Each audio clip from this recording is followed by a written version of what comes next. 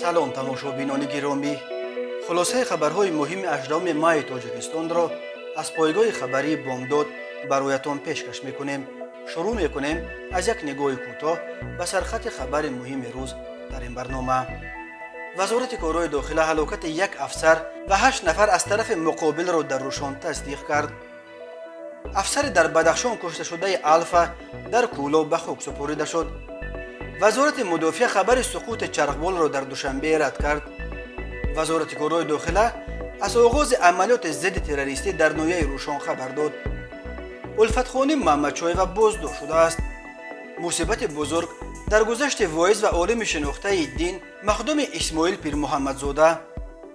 муҳоҷири тоҷик дар растови лаби Дон ба терроризми телефонӣ айбдор мешавад. кӯдаки дучархасавор дар зери чархи хонда ҷон бохт. ва акнун тафсилоти хабарҳо. вазорати корҳои дохилаи Тоҷикистон нимаи дуюми рӯзи 8 майи соли 2022 дар як изҳороти вижа хабар дод ки дар соатҳои аввали амалиёт дар ноҳияи Рӯшони вилояти Мухтори Кӯҳистони Бадахшон як афсари Кумитаи давлатии амнияти миллӣ ва 8 нафар аз он тараф кушта шуда, 13 хидматчии ҳарбӣ ва 11 нафар аз он тараф захмӣ шуданд. вазорати корҳои дохила гуфт беш аз 70 нафар аз сокинони ноҳияи Рӯшон дастгир шуданд. вазорати корҳои дохила гуфт рӯзи 8 май афроди силобадаст дар ноҳияи Рӯшон ба корвони мошинҳои афсарону аскарони воҳидии таъиноти махсуси зидди террористии Кумитаи давлатии амнияти миллии ҷумҳурии Тоҷикистон ҳамла намуданд. ҳамин тавр бино ба иттилои вазорати корҳои дохила тақрибан 200 нафари мусаллаҳ дар маркази ноҳияи Рӯшон дар се нуқта шораи Душанбе Хоруғ ва роҳи комендатураи сарҳадиро бастанд. вазорати корҳои дохила аз дигар гурӯҳҳо дар вилояти Мухтори Кӯҳистони Бадахшон даъват кардааст ки силоҳи худро бисупоранд ва таслим шаванд, вагарна фардо дер мешавад. вазорати корҳои дохила мегӯяд айни ҳол вазъият дар ноҳия ором буда, инфрасохтори иҷтимоӣ ва нақлиёти ҷамъиятӣ ба кори муқаррарӣ ва сокинони ноҳия ба фаъолияти рӯзмарраи худ оғоз карданд. аммо дар иттилоияи вазорати корҳои дохила дар бораи суқути як чархбол дар ноҳияи Рӯшон чизе гуфта нашудааст. ёдовар мешавем субҳи барвақт 8 майи соли 2022 вазорати корҳои дохилаи Тоҷикистон аз оғози амалиёт дар ноҳияи Рӯшони вилояти Мухтори Кӯҳистони Бадахшон хабар дод. Файзулло Ҷаборзода, афсари 25-солаи Алфа, воҳиди таъиноти махсуси зидди террористии Кумитаи давлатии амнияти миллии Тоҷикистон, нимаи дуюми рӯзи 8 майи соли 2022 дар зодгоҳаш ҷамоати Даҳана дар канори шаҳри Кӯлоб ба хук супорида шуд. Файзали Ҷаборзода дар ҷараёни нооромиҳо дар ноҳияи Рӯшони вилояти Мухтори Кӯҳистони Бадахшон ба ҳалокат расид. радиои Озодӣ хабар дод ки ин афсари Алфа аз қафаси синааш тир хӯрдааст. тафсилоти дақиқан кай ва чӣ гуна кушта шудани ӯ дастрас нест, вале маркази матбуоти вазорати корҳои дохилаи Тоҷикистон рӯзи 8 май дар як иттилоия кушта шудани як сарбози Кумитаи давлатии амнияти миллӣ дар ноҳияи Рӯшонро тасдиқ кард. вазорати корҳои дохила гуфт дар натиҷаи ин ҳамла як афсар ба ҳалокат расида, 13 хизматчии ҳарбӣ ҷароҳати вазнин бардоштанд. вазорати корҳои дохила гуфт ҷониби муқобил дар маркази ноҳияи Рӯшон дар се нуқтаи шораи Душанбе Хоруғ ва роҳи комендатураи сарҳадиро бастанд. вазорати корҳои дохила гуфт дар ҷараёни амалиёт дар ноҳияи Рӯшон ки субҳи 8 май оғоз ёфт, аз ҷониби мақомот 8 сокини ноҳияи Рӯшон безарар 11 нафар захмӣ ва беш аз 70 нафар дастгир шуданд, вале сокинони вамари маркази ноҳияи Рӯшон қаблан аз қатъ шудани алоқа бо ин ноҳия хабар доданд ки нирӯҳои амнiyatӣ болои мардуми бесило тир кушоданд ва ин мунҷар ба куштаву захмӣ шудани шумораи зиёди сокинони осоишта шуд. вале вазорати корҳои дохила мегӯяд касе аз аҳолии осоишта дар ҷараёни амалиёт осеб надидааст. вазорати мудофиаи Тоҷикистон хабари суқути чархболи низомиро дар ноҳияи Рӯшон рад кард. маркази матбуоти ин вазорат рӯзи 8 май дар як иттилоия гуфт вазорати мудофиаи ҷумҳурии Тоҷикистон оид ба паҳн гардидани хабарҳо дар сомонаҳои иҷтимоӣ вобаста ба амалиёти муштараки мақомоти ҳифзи ҳуқуқ дар вилояти Мухтори Кӯҳистони Бадахшон ки гӯё зимни он як чархболи низомии Тоҷикистон дар Рӯшон суқут кардааст, хабарро рад менамояд ва изҳор медорад ки ин маълумот ягон асоси воқеӣ надорад. қаблан шуораи рус Андрей Саренко дар телеграм-каналаш хабар дод ки рӯзи 8 май соли 2022 дар ноҳияи Рӯшони вилояти Мухтори Кӯҳистони Бадахшон як чархболи қувваҳои мусаллаҳи Тоҷикистон суқут кардааст. тасдиқи расмии ин хабар дар даст нест, вале агар ин рост бошад, حادثه‌های کنونی میتواند به مناقشه بزرگ مسلحانه در منطقه بپیچد. چرخبال را با رگت زدن نمیشود، نوشت سرینکا. او بعدا اضافه کرد که با ساکنان ومر مرکز ماموری نویه روشن صحبت کرده است و آنها با تصدیق خبر سقوط چرخبال گفتند که آن را از طرف افغانستان با موشک زدند. مردم روشن چنین سلاحی ندارند که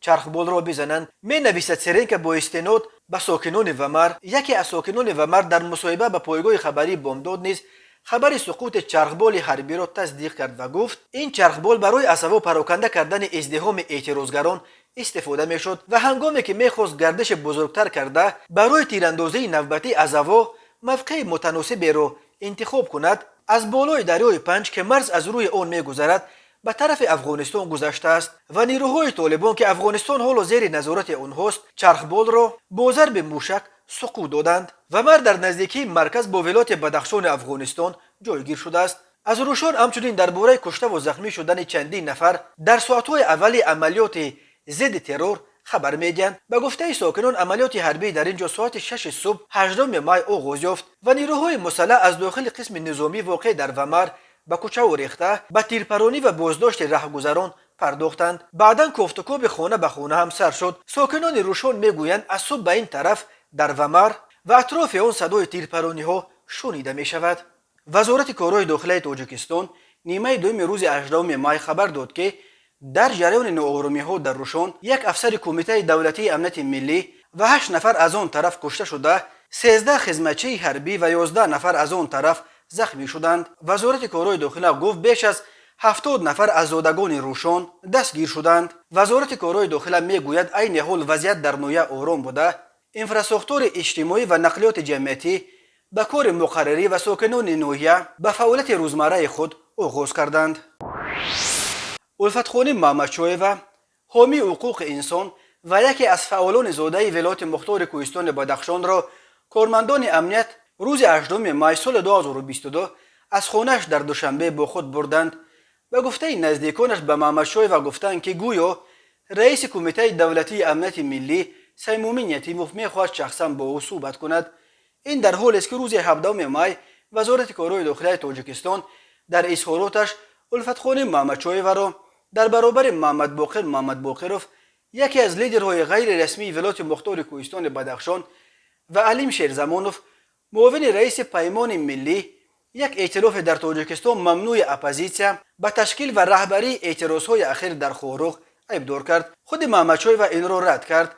نزدیکانش گفتند که محمدشایو یک هفته آخر در دوشنبه بود و جسما هم نمیتوانست اعتراضها را در خاروغ تشکیل و رهبری کند. ژورنالیست مراد محمدشایو برادر الفت خانی محمدشایو روز 18 مای به رادیوی آزادی گفت ساعت 8 صبح کارمندان کمیته دولتی امنیت ملی و دادستانی کل تاجیکستان به خانه الفت خانم محمدشایو در شهر دوشنبه رفته او را با خود بردند.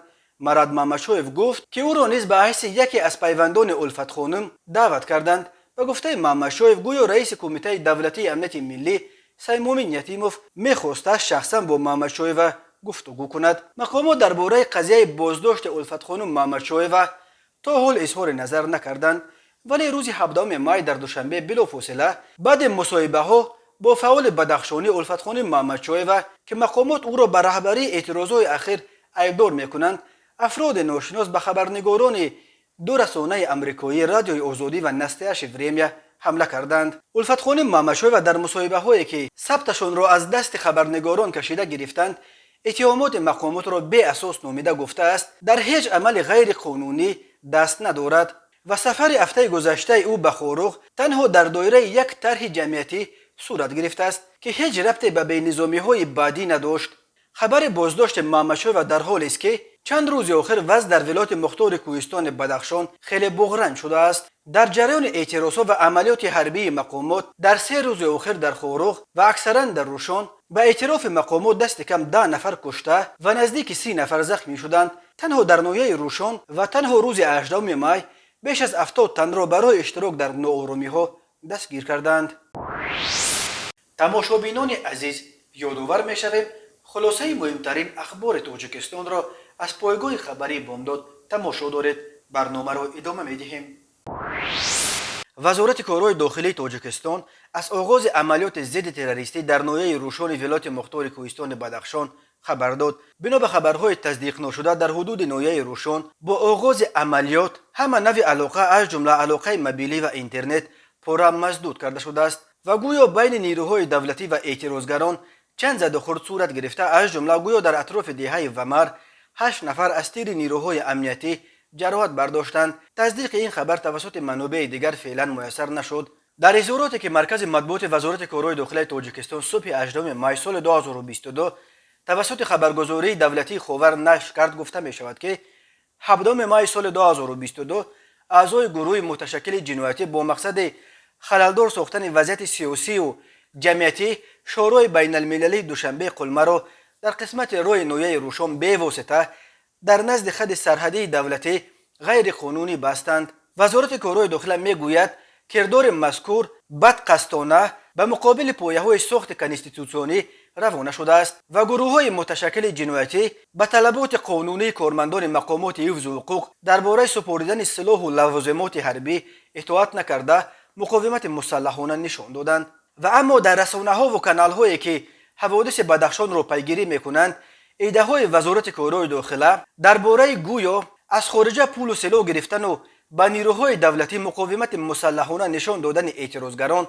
در روشن را رد می‌کنند و می‌گویند نیروهای امنیتی در این نویه از جمله در ومر بالای ازدحام مردم آسایشته تیرکش شدند. بنا به خبرها روز 17 مای در مرکز روشن صدها نفر گردهمایی اعتراضی برپا کردند. رئیس نویه فاروق دادخدا به پیش اعتراضگران برآمد و از آنها خواست که خانه به خانه روند، ولی مردم گوش نداد و در میدان نزد پوچته ایستاد. قریبی های شام یک گروه اعتراضگران برای اساسی که از روشن به سوی خاروق میبرد برآمدند و با ساختن زنجیر زنده مانع به سمت خاروق رفتن یک کاروان حربی شدند. مقامات رسما سر و صداهای برخاسته درباره به خاروق اعزام کردن نیروها و تکنیک حربی علاوگی را تا حال تصدیق یا رد نکردند، ولی به گفته ساکنان روشن آنها دست کم 4 ماشین پر از سربازان را دیدند که میخواستند به طرف خاروق بروند. وضع در مرکز ماموری ولایت مختار کوهستان بدخشان شهر خاروق روزهای اخیر دیگر باره حساس شد. تظاهرگران شام 14 مای در محله برخاروق گرد هم آمده استعفای رهبران شهر و ولایت، آزاد کردن بدخشانی های در رابطه با اعتراض های ماه نوامبر سال 2021 دستگیر شده و به جوابگری کشیدن افراد گناهکار در قتل ساکنان بدخشان، برداشتن بلاک پست ها و قطع تعقیبات زادگان پامی را طلب کردند. مخدوم اسماعیل پیر محمدزاده، واعظ و عالم معروف دین و ادبیات تاجیک که صبح 18 مای سال 2022 در آستانه 70 سالگیش از عالم چشم پوشید، نیمه دوم روز چهارشنبه در منطقه عالمتوی نویه فرخار در پهلوی مزار پدر شورتیارش مخدوم پیر محمد معروف به مخدوم سنگ کلوله به خاک سپاریدند. به گفته اشتراکچیان مراسم دفن این روحانی شناخته، نماز جنازه مخدوم اسماعیل را مفتی سید مکرم عبدالقادرزاده امامتی کرده است. در عکس‌های نخستینی که از محل دفن مخدوم اسماعیل و پایگاه خبری بامداد فرستادن دیده می شود که مزار او و پدرش پهلو به پهلویند. مخدوم اسماعیل در بین مردم نه فقط با موعظه های پربارش در مسائل دینی اعتبار به دست آورده بود، بلکه همچون یک داننده خوب ادبیات کلاسیک و معاصر با تفسیرهای پرمعنی اشعار بزرگان ادبیات ما در جامعه از جمله در میان روشنفکران از آبرو و منزلت ویژه برخوردار بود. مخدوم اسماعیل خودش نیز شعر می نوشت. سبب مرگ مخدوم اسماعیل گفته نشده است. تازه هفته گذشته او در دوشنبه در 2 محفل مهم فرهنگی، محفل ادبی بارگاه سخن و هم در جشن 85 سالگی هنرمند به همتا هاشم گدا اشتراک داشت. اهل دین و همچنین روشنفکران تاجیک در گذشت مخدوم اسماعیل پیر محمدزاده را یک تلفات بزرگ هم برای عرصه دینی و هم برای اهل فرهنگ تاجیکستان مینامند. دادستانی نقلیات حوزه جنوب روسیه روز 18 مای سال 2022 خبر داد که دادستانی نقلیات شهر رستوف لبدان پرونده یک شهروند تاجیکستان را به دادگاه سپرده است. به او بر اساس قسم 2 ماده 207 کودکس جنایتی روسیه به دادن معلومات بر دروغ درباره آمادگی به ترکش از اسیات افباشی که حیات آدمان را زیر خطر گذاشته است ایبدار می شود. و گفته تفتیشات این مهاجر تاجیک ماه نوامبر سال 2021 و قسم نوبداری پلیس زنگ زده خبر داده است که گویا در وокزال رستوف بمب گذاشتند. برای تحقیق این خبر مردم را از وокزال‌ها کوچانیدند ولی تحقیق نشان داده است که در وکزال‌های رستوف نشانه از یگان بمب نیست و معلومات این شهروند بر دروغ بوده است. پرونده او حالا برای بررسی به دادگاه نویه کیروف شهر رستوف لپیدون سپرده شده است. به شهروند تاجیکستان بر اساس قسم دوم ماده 207 همچون جزا و جریمه به مبلغ از 500,000 تا 700,000 روبل و یا از 3 تا 5 سال زندان تهدید میکند. و حالا یک مرور کوتاه به اخبار کریمینالی و حادثه‌های ناخوش روز. مرکز مطبوعات وزارت کارهای داخلی تاجیکستان از آغاز پرونده جنایتی نسبت به جوان 24 ساله ساکن نویه اسپیتامین بر اساس ماده 247 قسم 4 کودکس جنایتی جمهوری تاجیکستان با اتهام قلابی به مبلغ مخصوصا بزرگ خبر داد. بنا به مواد پروندهش این جوان توانسته است در 2 مورد 2 ساکن اسپیتامین را به مبلغ 781 سومانی فریب دهد. بنا به اطلاع وزارت کارهای داخلی این جوان ماه ایون سال 2021 با رای فریب به باوری مرد 39 ساله ساکن نویه اسپیتامین در اومده برای تجارت قسمای احتیاطی دوچرخه و پایافزال از او در عموم 581,725 سومانی گرفته به احتیاجات خود صرف نموده است. همین طریق نام برده در دوام ماه‌های ایون سال 2021 تا دکبر سال 2021 با رای فریب به باوری مرد 36 ساله ساکن نویه اسپیتامین در اومده به حساب عمومی 200,000 سومانیش را گرفته این پولها را هم به احتیاجات خود صرف نموده است. از روی این حادثه تفتیشات ادامه دارد. مرکز مطبوعات وزارت کارهای داخلی تاجیکستان خبر داد که صبح 17 مای سال 2022 تخمین ساعت 7:00 دقیقه راننده افت-ماشین تمغه خوانده سیدوف عبدالجلال رجبویچ سال تولدش 1967 هنگام حرکت از سمت ایسار به سمت شهر دوشنبه در حدود دهه نوجی بالا از عهده اداره واسطه نقلیات نبرآمده دوچرخران خرسال میرزایف مصلح‌الدین سال تولدش 2012 ساکن ایسار را پخش نموده است. در نتیجه میرزایف جراحت جسمانی برداشته در بیمارخانه به هلاکت رسیده است. از روی این حادثه تحقیقات ادامه دارد. در روزهای آخر این هلکه سومین خبر صدمه مرگ‌آور در راه‌های تاجیکستان است. صبح 15 مای در کوچه ظفر شهر دوشنبه یک ماشین مرسدس یک زن و یک دختر پیاده‌گر را پخش کرد. در نتیجه صالحه خالقووا سال تولدش 1983 در جای حادثه به هلاکت رسیده است. نابالغ ربی و گنجینه سال تولدش 2004 جراحت برداشت. شام 15 مای دوچرخران سفروف سال تولدش 1990 ساکن شهر وحدت در حدود جماعت دهات زینب آباد نویه رودکی در زیر چرخ ماشین بارکش تمغه شکمن جان باخت. راه‌های تاجیکستان از لحاظ شماره صدمه‌ها پرخطر شمرده می‌شوند. بنا به آمار رسمی سال 2021 بر اثر 1102 صدمه نقلیاتی در راه‌های این کشور 395 نفر به هلاکت رسیده 1218 نفر جراحت جسمانی برداشتند. تماشابینان عزیز و گرامی، این بود مرور به خلاصه چند خبر مهم امروز تاجیکستان. خبر و گزارش‌های بیشتر از تاجیکستان و درباره تاجیکستان و اطراف آن را در سامانه پایگاه خبری بامداد در این نشانه پیگیری نمایید: www.bomdad.com.